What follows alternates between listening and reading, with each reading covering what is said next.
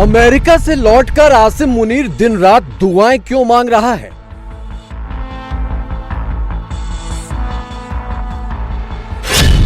क्या पाकिस्तान में मुनीर की पेशी होने वाली है?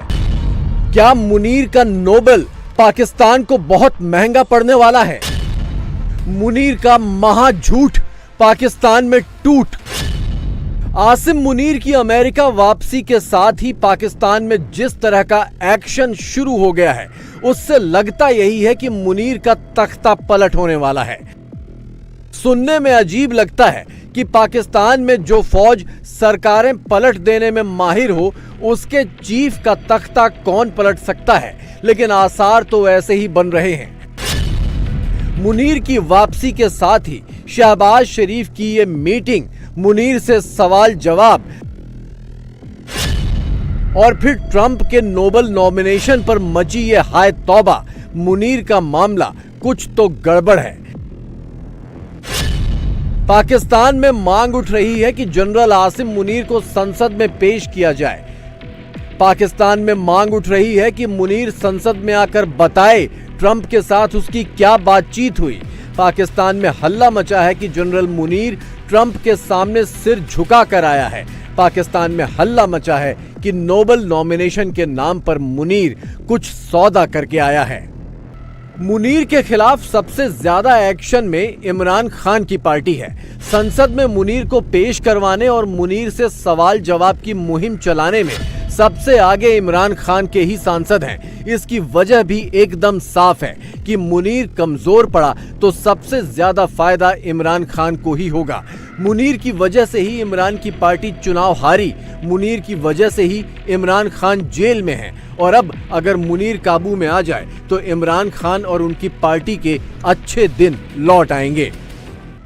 मुनीर को किस्मत कैसे दगा देती गई, ये समझिए। मुनीर ट्रंप से मिला तो नोबेल पीस प्राइज के लिए उनके नॉमिनेशन का इजहार कर दिया।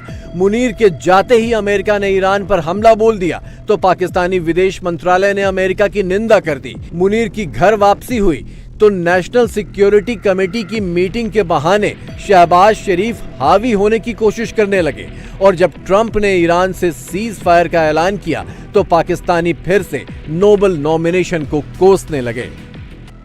ट्रंप ने आसिम मुनीर के साथ वही किया जो हर अमेरिकी राष्ट्रपति पाकिस्तानी जनरल के साथ करता आया है, अपने फायदे के लिए इस्तेमाल किया और फिर टिश्यू पेपर की तरह डस्टबिन में डाल दिया। लेकिन मुनीर को लगा कि व्हाइट हाउस में लंच करना उसकी जिंदगी की सबसे बड़ी कामयाबी हो गई, और पाकिस्तान में ट्रंप का सबसे चहेता शख्स वही है। ये बात तो है कि ऑपरेशन सिंदूर के दौरान मुनीर एंड कंपनी के प्रोपेगेंडा वॉर में उसे अमेरिका की पूरी मदद मिली थी। पाकिस्तान की जीत के झूठ को अमेरिका ने भी जमकर फैलाया था। इसके पीछे भी ट्रंप की ही चाल मानी जा रही है कि भारत से युद्ध में पाकिस्तान की जीत के फर्जी प्रोपेगेंडा को हवा दो, मुनीर को फील्ड मार्शल बनवाओ, उसे लंच पर बुलाओ और फिर मेहरबानी के बदले उंगलियों पर नचाओ और ईरान मामले पर टिश्यू पेपर बनाओ। लंच कतई फ्री नहीं है। पाकिस्तान में यह जुमला बहुत वायरल है। जब से आसिम मुनीर व्हाइट हाउस में ट्रंप का मेहमान बना, तब से पाकिस्तानी यही कह रहे हैं कि मुनीर ने अपने निजी फायदे के लिए पाकिस्तान की जान आफत में फंसा दी। ट्रंप को पाकिस्तान ना कह नहीं सकता, और हां कहा तो चीन और ईरान जैसे पुराने साथी चिढ़ जाएंगे। वैसे ईरान तो फिलहाल बचा हुआ है, अमेरिकी हमले भी थम गए, इजराइल भी थोड़े बहुत हमले कर रहा है, लेकिन अमेरिकी रजामंदी के खिलाफ ज्यादा आगे नहीं बढ़ सकता।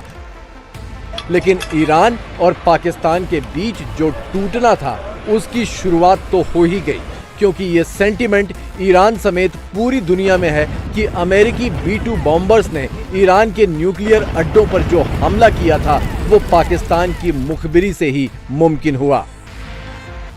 सवाल उठता है कि अब मुनीर का क्या होगा? क्या मुनीर की ईरानी सौदेबाजी उसे महंगी पड़ जाएगी? क्या मुनीर अपनी कठपुतलियों के हाथों ही मात खाएगा? क्या मुनीर की तानाशाही के खिलाफ पाकिस्तान एकजुट हो पाएगा? और एकजुट हो भी गया तो क्या मुनीर का कुछ बिगाड़ पाएगा? मान लीजिए कि मुनीर कमजोर पड़ ही गया तो क्या ट्रंप अपने चहेते मुनीर को बचाने आगे आएंगे या फिर वॉशिंगटन डीसी में बैठकर मुफ्त का पाकिस्तानी तमाशा देखेंगे?